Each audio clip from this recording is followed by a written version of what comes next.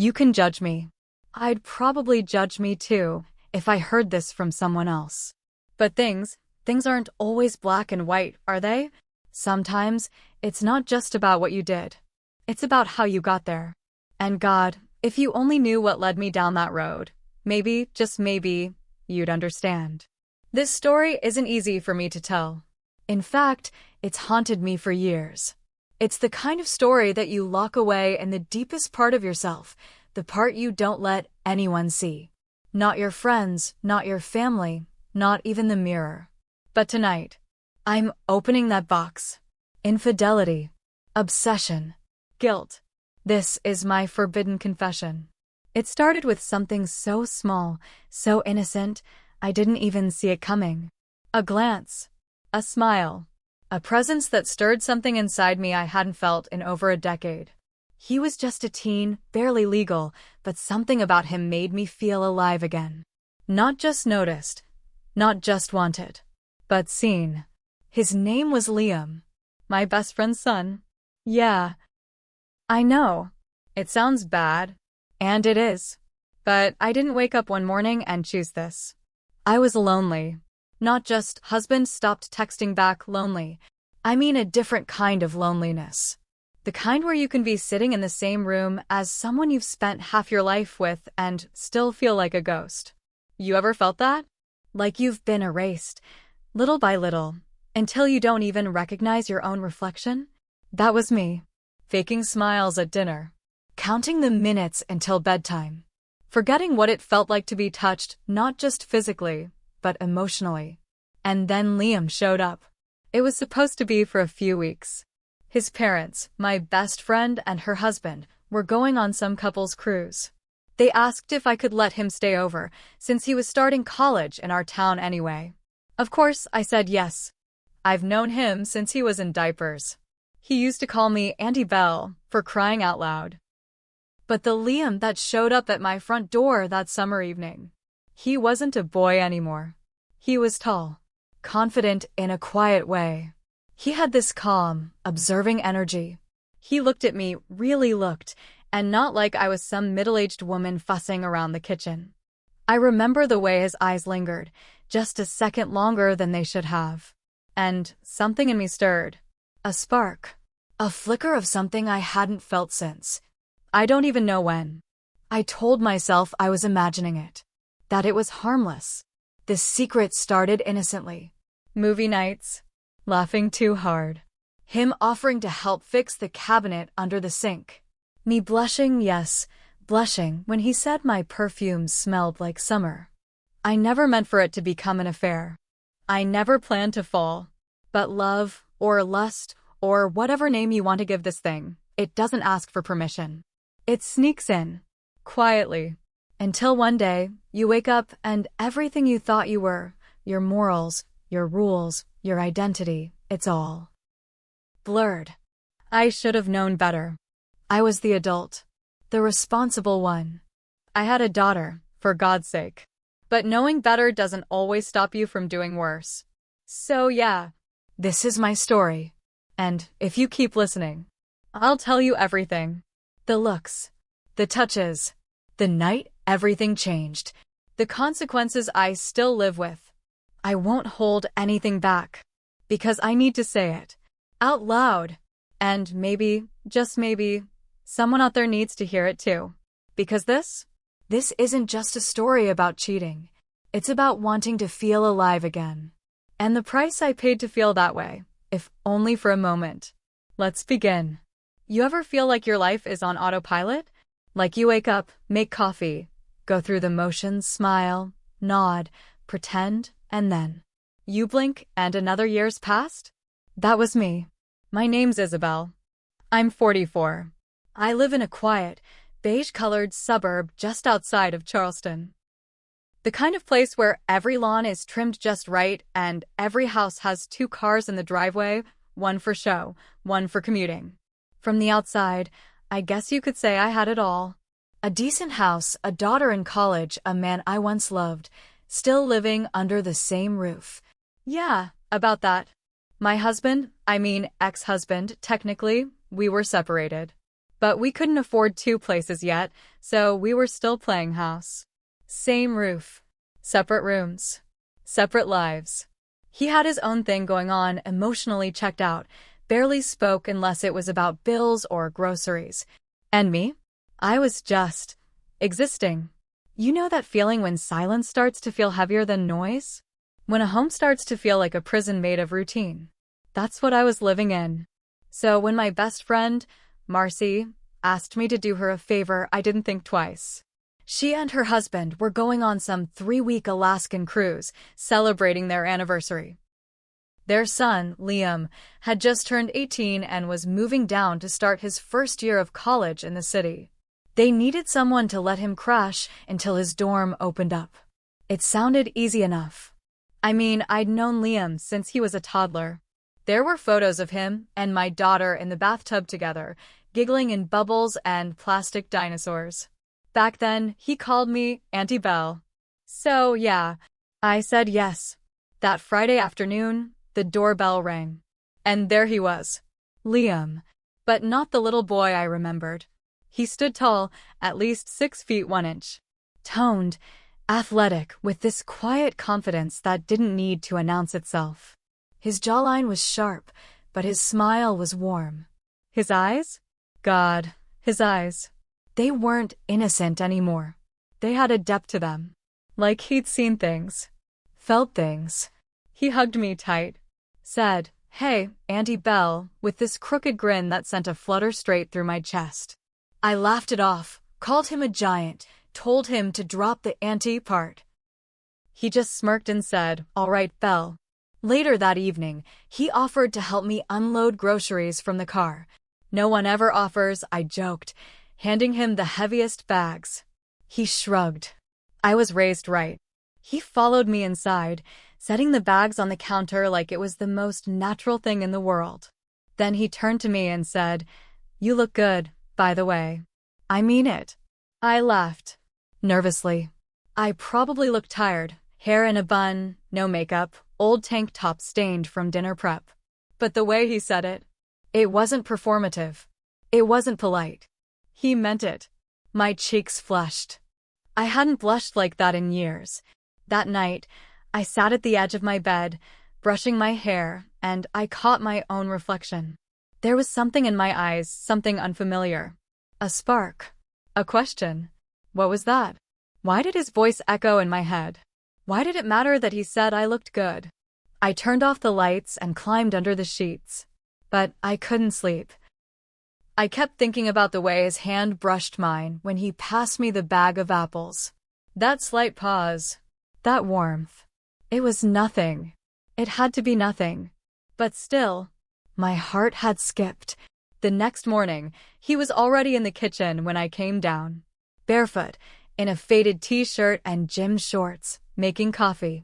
He smiled, handed me a mug like he'd been doing it for years. He asked about my favorite authors. We talked about music, art, life, deep things. Things I hadn't talked about with anyone in years. He listened. Not just with his ears, but with his whole presence. He remembered details. Noticed things. "Did you change your nail color?" he asked one day. "I like the burgundy better than the beige." I looked down at my hands, stunned. My ex hadn't noticed I'd even cut my hair last spring. And Liam? Liam saw everything. That evening, one of the cabinet doors under the sink came off its hinge. I groaned, grabbed the screwdriver, ready to fight with it the way I always did. Liam came around the corner. "Need help?" I told him no. He crouched down anyway. We knelt side by side. The space was tight. Our shoulders touched. He held the door in place. I tightened the screw. Then our hands brushed. Just skin against skin. But it sent a jolt, sharp, electric, through my entire body. I froze. Looked up. He looked back. Neither of us said anything. He smiled again, just slightly. And something passed between us. Unspoken, but understood. When he went upstairs to shower, I leaned against the fridge, heart pounding. I wasn't supposed to feel like this.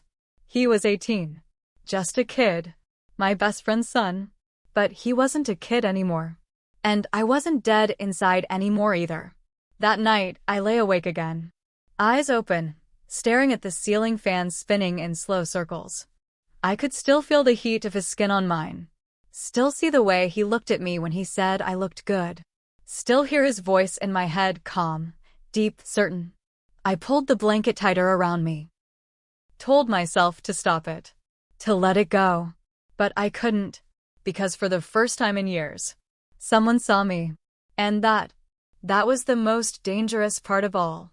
And that was just the beginning. The days, they started to blur together. But not in the usual dull, colorless way. No, these days had a hum. A pulse. A quiet kind of energy that I couldn't name, but I felt it.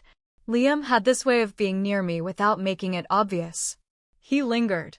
He'd appear beside me in the kitchen, asking if I needed help chopping onions. He'd sit on the porch when I had my morning coffee, tossing grapes into his mouth and asking about my dreams, not the goals kind, the ones that came at night and made me feel something. Sometimes, I'd catch him watching me when he thought I wasn't looking. Not in a creepy teenage boy way, but in that still, focused way, like I was art. And God, when was the last time someone looked at me like that? There was one evening, it was raining. Soft, steady rain against the windows. We'd just finished dinner, some lazy pasta I'd thrown together, and I offered to watch a movie in the living room. He lit up. "You still have that old projector?" he asked. I did. We curled up on opposite ends of the couch. Well, opposite enough. I tucked my feet under me. He leaned back into the cushions. The screen flickered to life, an old romantic comedy. The kind where the woman wears sundresses and the man learns how to love again. We laughed. I mean, really laughed. I forgot what that even felt like. I laughed so hard I leaned forward and slapped his knee. And when I looked up, he was already staring at me. My breath caught in my throat. He smiled, and not like a kid. Not like the boy who used to eat popsicles in my backyard. But like a man who saw me. It was subtle. But it rattled me. I made an excuse. Said I was tired. Climbed the stairs with my heart pounding like I'd just outrun something I didn't want to name. The next morning, I wore a cotton dress. Nothing fancy. Just soft and loose and comfortable for the heat. I came down the stairs, and there he was sitting at the island, sipping coffee, scrolling through something on his phone. He looked up. Paused. His eyes swept over me slowly, like he didn't mean to, but couldn't help it. Then he said, "You look beautiful in that color." Just like that. No stutter. No awkward tone. I opened my mouth to respond, but nothing came out. Because that one sentence, it melted me. And it terrified me. The butterflies in my stomach weren't innocent. They weren't supposed to exist. I'm old enough to be his mother. What the hell was I doing? And why did my skin tingle when I heard his voice? Later that afternoon, I was out in the backyard, battling the hose to water the potted lavender near the fence. The sprinkler had stopped working days ago. I was too lazy to fix it. But then, out of nowhere, Liam appeared. Shirtless. Tools in one hand. That same damn smile on his lips.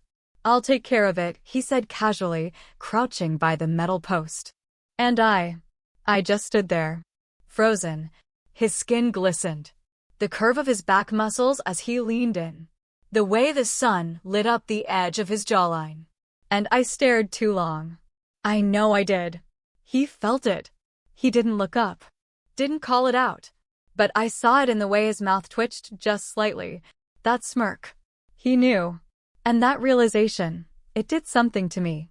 I turned and walked away, fast, trying to collect myself. I went inside, closed the door, gripped the edge of the sink. "What is happening to me?" I whispered. My hands were shaking. This was wrong. I knew it was wrong. I had to stop this before it became something. But then, I heard the screen door slide open. His footsteps across the hardwood. The sound of him grabbing water from the fridge, casual, calm, as if everything was fine. But it wasn't fine. Because every second he was near me, my skin felt like it was buzzing. My heart beat too fast. My thoughts, messy, clouded. He wasn't touching me. He hadn't even said anything inappropriate. But everything about this felt like the beginning of a line being crossed. And the worst part? I didn't want to pull back. I wanted to fall into it. I wanted to feel young again. Wanted to be wanted again. Wanted to be seen, not as a mom. Not as an aging woman picking up takeout and folding laundry, but as Isabelle. As me. And Liam. Liam saw me. God help me, but I wanted to keep being seen. So I stayed quiet. I let the days stretch. Let the tension build.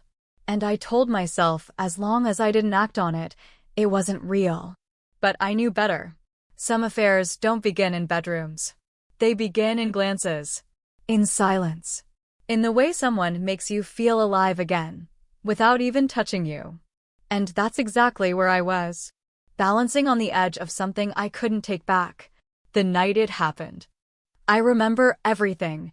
The air was thick. Humid in that slow, suffocating way summer nights sometimes are. A storm was rolling in, thunder rumbling low in the distance like a warning I didn't want to hear. I had just folded the last of the laundry and was reaching for the light switch when, click, the entire house went dark. No warning, no flicker, just darkness. I let out a soft curse under my breath. I was halfway down the hall when Liam appeared from the shadows, flashlight in one hand, a mischievous smile on his face. "Guess we're having an old-fashioned night," he said, wiggling the flashlight dramatically. I chuckled, brushing a strand of hair behind my ear. "I think I've got some candles in the kitchen drawer." A few minutes later, the house was bathed in soft, flickering amber light. The kind that made shadows stretch and silence deepen. It felt otherworldly, intimate, dangerous. I poured us each a glass of wine. Don't ask me why. Maybe I was nervous. Maybe I just needed something to do with my hands. Liam dug out an old board game from the cabinet under the TV, Scrabble, of all things. We sat cross-legged on the rug, across from each other, a candle between us, letters scattered like fate on the floor. At first, it was light. Silly. He joked about my mom words, and I rolled my eyes. But then, something shifted. We weren't laughing anymore. The silence between us grew long. Heavy. I looked up, and he was already looking at me. Really looking. His eyes were steady, unapologetic. And in that moment, I realized he wasn't a boy anymore. Not in the way he carried himself. Not in the way he looked at me like he knew things. Felt things. "Why do you keep pretending?" he asked softly, voice barely above the rain tapping on the windows. My breath caught. "What?" He leaned closer, hands resting on his knees. "You don't have to pretend anymore," he said. "Not with me." The words landed like a strike of lightning. Direct. Exposing. Undeniable. Something inside me cracked. No, shattered. Because he was right. I had spent years pretending. Pretending I was okay. Pretending I didn't miss being touched. Seen. Loved. Pretending that I hadn't noticed the way Liam's presence woke something up inside me I thought had died a long time ago. And there we were, two people sitting too close in the dark, sharing too much silence, in a house where no one else was watching. He reached out. His hand found mine. Just that.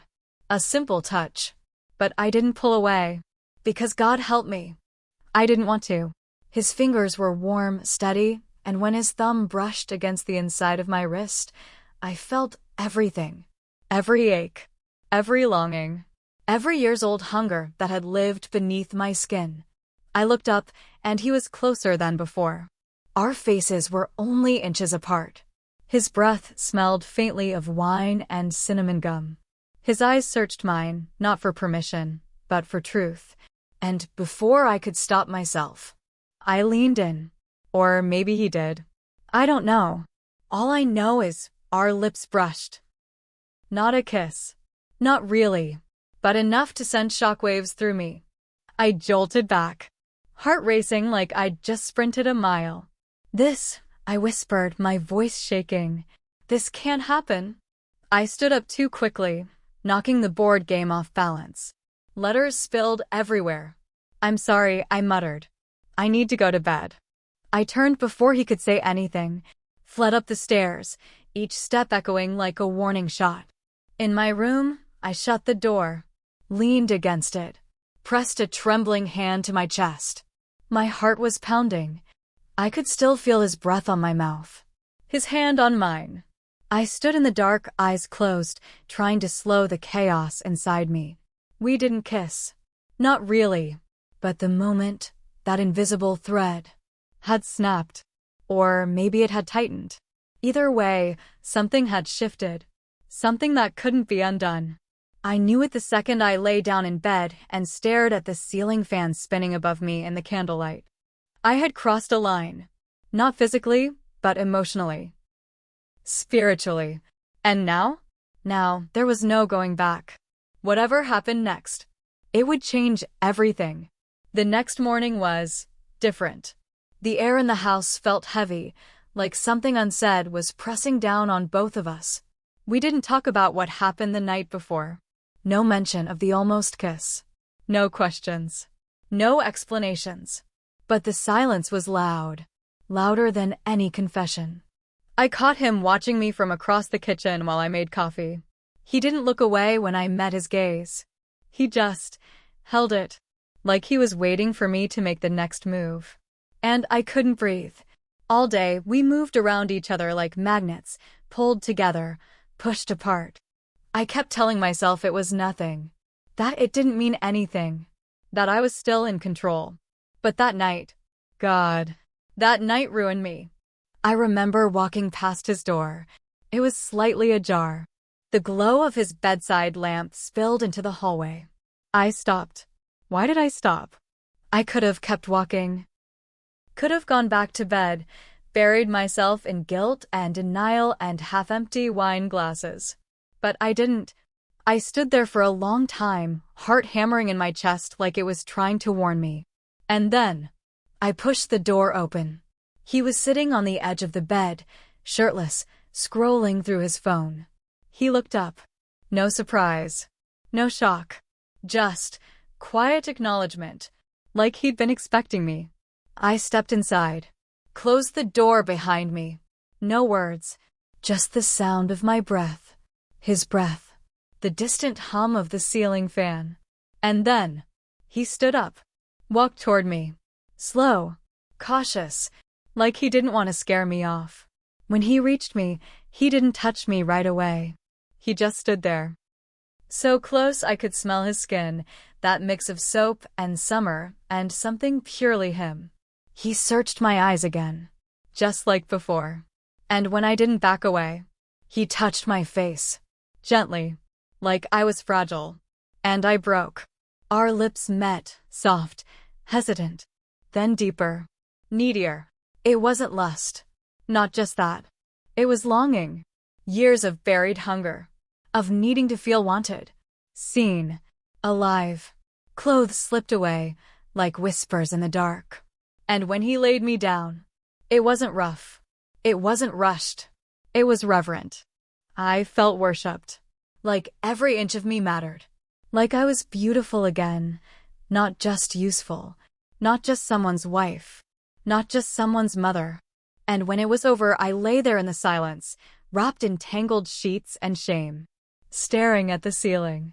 He touched my hand, held it, and I cried, quietly, so he wouldn't hear. But he did. Of course he did. He turned to me and whispered, "I'm not sorry." And I didn't answer, because I didn't know if I was either. That was the first time. I told myself it would be the last. Just a moment of weakness. A secret we'd bury and never dig up again. But one time turned into two. Two turned into 5. Then I stopped counting. Because it wasn't just sex. It was escape. It was connection.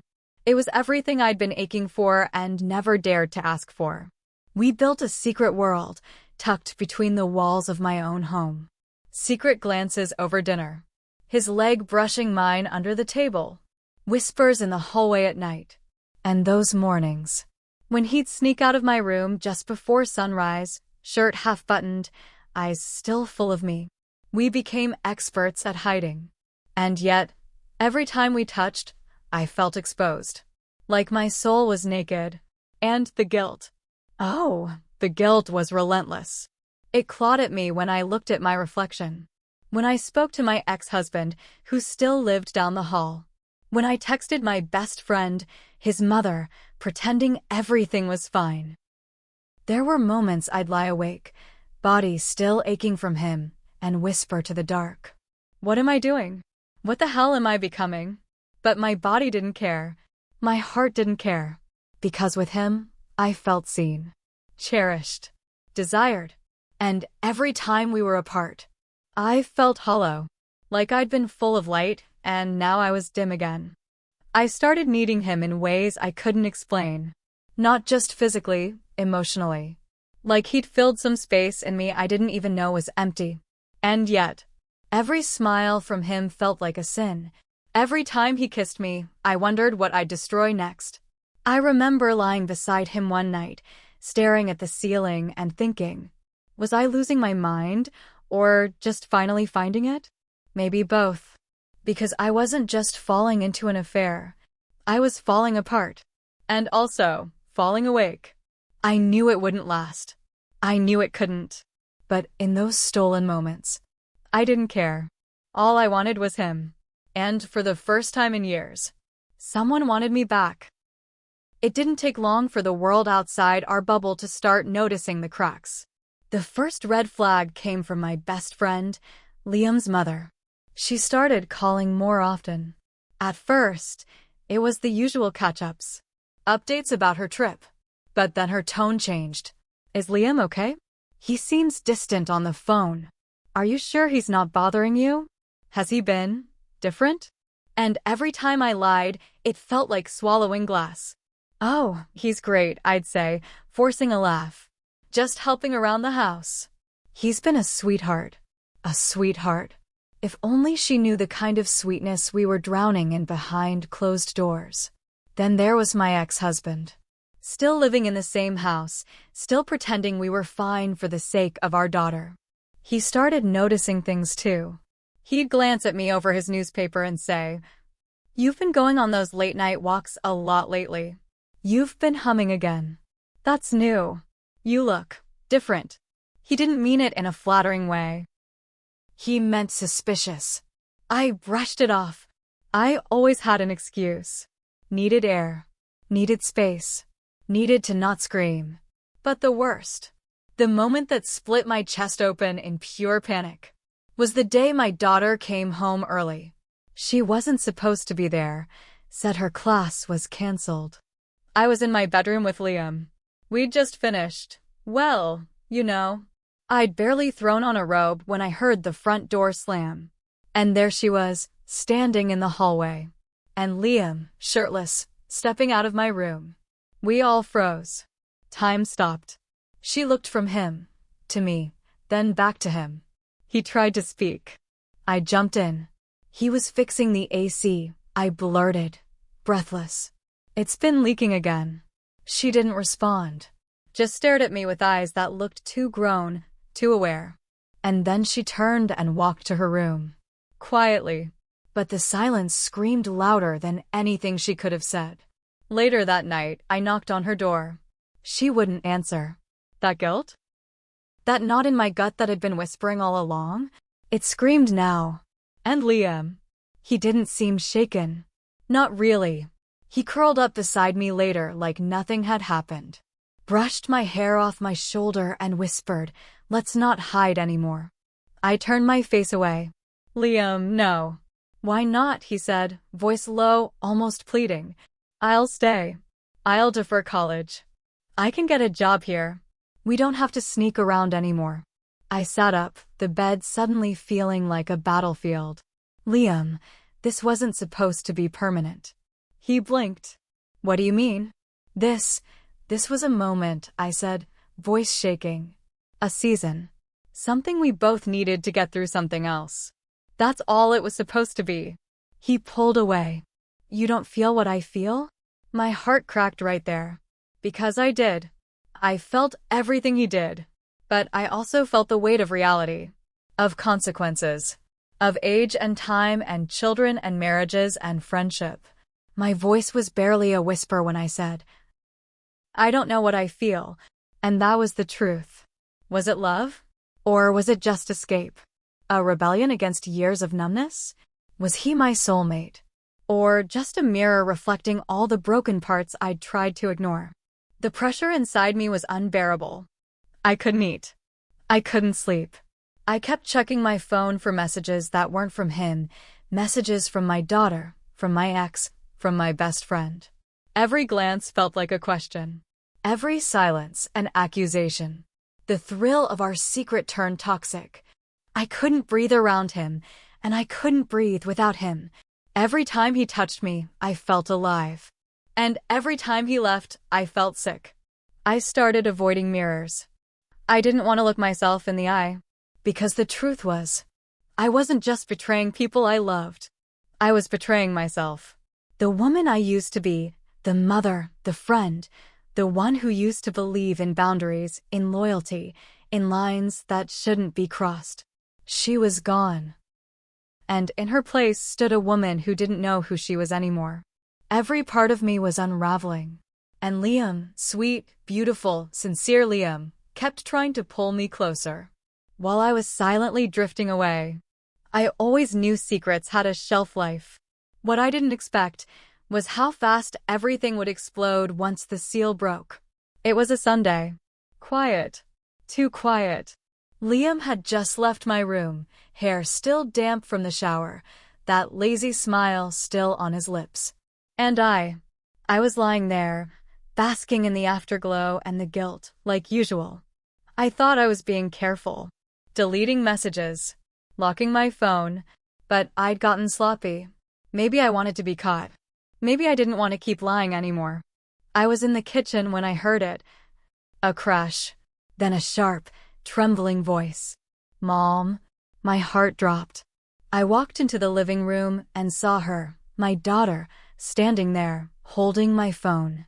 Her hands were shaking, her eyes wide, flooded with a fury I'd never seen in her before. She didn't speak at first, just scrolled, reading message after message out loud. I miss the taste of your skin. I dreamt of you again last night. Come to my room. I can't sleep without you. My stomach twisted. I opened my mouth, but there was nothing I could say. She looked up at me like I was a stranger. Liam, she said, voice breaking. Liam? Are you serious, Mom? And that's when I saw it. Not just anger, but devastation. She dropped the phone. Tears sprang to her eyes.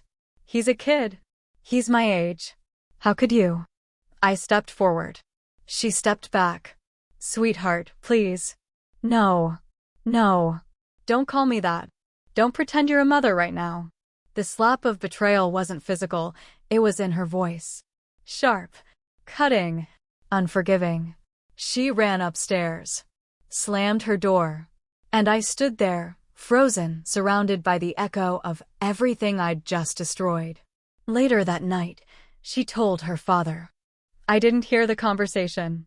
I only saw the result. He came down the stairs with fury in his eyes and our daughter's suitcase in his hand. She's coming with me, he said flatly. And when I reached for her, she pulled away.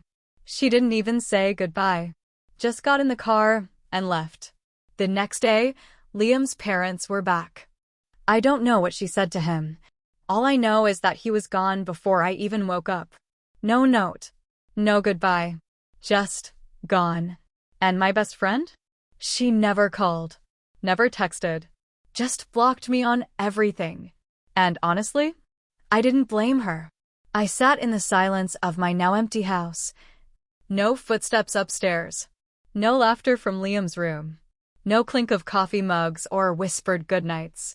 Just me. And regret. And shame. And the crushing weight of knowing I hadn't just lost one person.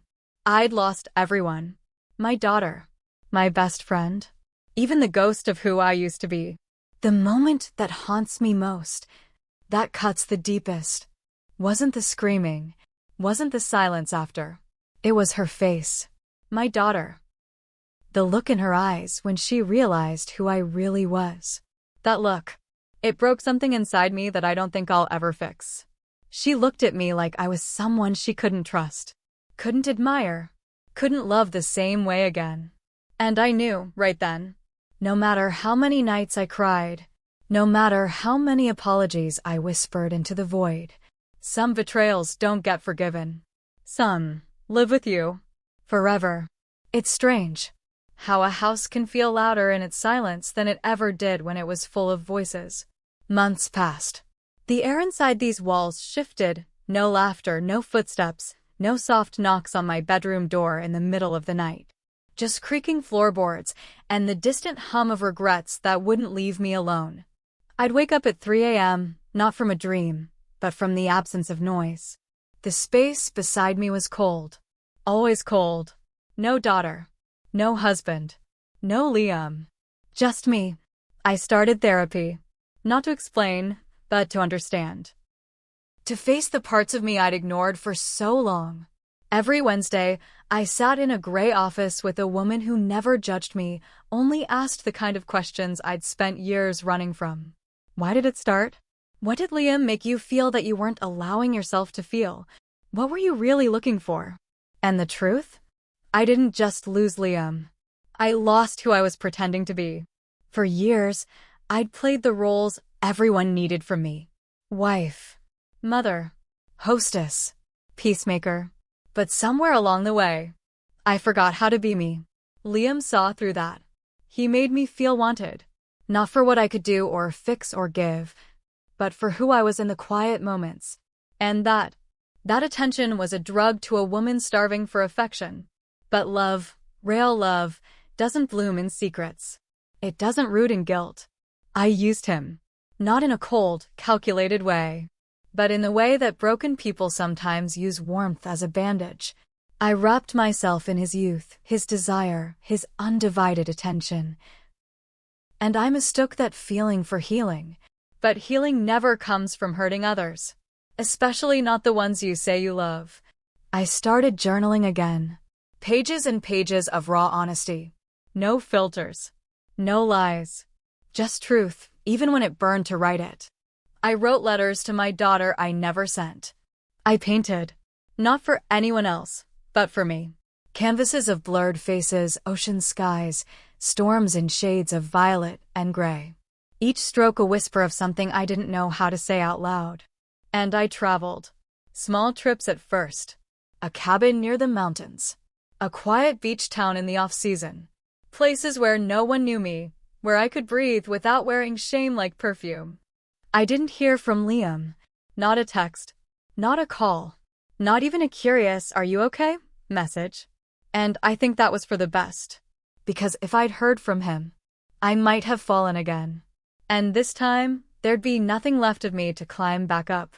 But still, his memory lingers. It's not always painful. Sometimes, it's just a sigh. A flicker of a smile. The way a song will come on and remind me of that stormy night. The flicker of candlelight against his face. His voice in the dark, saying, "You don't have to pretend anymore." I didn't realize back then that pretending was all I knew how to do. Now, I don't pretend. I'm not proud of what happened. But I'm not hiding from it either. I don't need anyone's forgiveness to move forward. Not anymore. Because the person I was? She was lost. Confused. Desperate to feel anything other than invisible. But the woman I am now? She's learning how to feel whole. On her own. And maybe that's what all of this was trying to teach me. That love isn't about escape. It's about returning to yourself. Even if the road back is paved with pain. It had been 2 years. Not that I was counting. But sometimes your heart keeps a calendar even when your mind tries to forget. It was a Sunday afternoon. Gray skies. Slight breeze. I ducked into a local bookstore, just to get out of the wind. Maybe find a new novel to get lost in. I wasn't expecting anything. A soft chime as the door closed behind me. The cozy smell of old paper and roasted coffee lingered in the air. I walked slowly, fingers grazing spines of books I didn't plan to buy. There was something comforting about being surrounded by quiet stories, ones that hadn't been lived yet, ones that couldn't judge mine. Then I saw him. Liam. Standing near the philosophy section because of course he'd be there. He looked older. Not just physically, but settled. His shoulders broader, his stance more grounded. There was a calm about him I didn't remember. A quiet confidence. He wasn't alone. A girl, maybe his age, leaned in to whisper something. She laughed. He smiled. And for a moment, just a flicker in time, I stood there frozen. My heart didn't race. It didn't shatter. It just paused. He hadn't seen me yet. But then, as if he felt it, that invisible pull between two people who once shared too much. He turned. Our eyes met. No gasp. No tears. Just a soft recognition. Like running into a dream you thought you forgot. He didn't speak. Neither did I. But the smile he gave me, small, knowing, and kind. It said everything. We lived through something. We survived it. And we let it go. There was no need for apologies. No need for what-ifs. Because some stories don't end with a kiss. Some don't end with rage or revenge or grand declarations. Some stories end in a bookstore. With a glance. A breath. And a quiet understanding. I walked away first. Not because I had to, but because I was ready. I didn't feel broken. I didn't feel guilty. I just felt human. And that was enough. Maybe we don't always get the endings we want. But sometimes, the ones we need are softer, quieter. The kind that don't echo through the world but whisper gently in your soul. You lived. You loved. You learned. And now, it's time to move on. Have you ever loved someone you weren't supposed to? Someone who wasn't meant to be part of your story, but somehow they became the chapter you couldn't close? Would you risk it all? The life you built, the people you love, your own sense of right and wrong. Just for a chance at that elusive happiness, even if it meant losing everything else? I don't have answers. I only have my truth, messy, complicated, and raw. Maybe it was love. Maybe it was escape. Maybe it was both. But if my story can reach even one person sitting there, wrestling with their own forbidden feelings, if it can remind you that you're not alone, that healing is possible, even after the hardest fall, then sharing this was worth it. Subscribe to Cheating Confession Diary for more stories that don't shy away from the shadows, stories of love, betrayal, and the messy human heart. Comment below, was it love or manipulation? Healing or harm? Your truth might be the light someone else needs to find their way. Because in the end, we all deserve to be seen, to be heard, and to heal.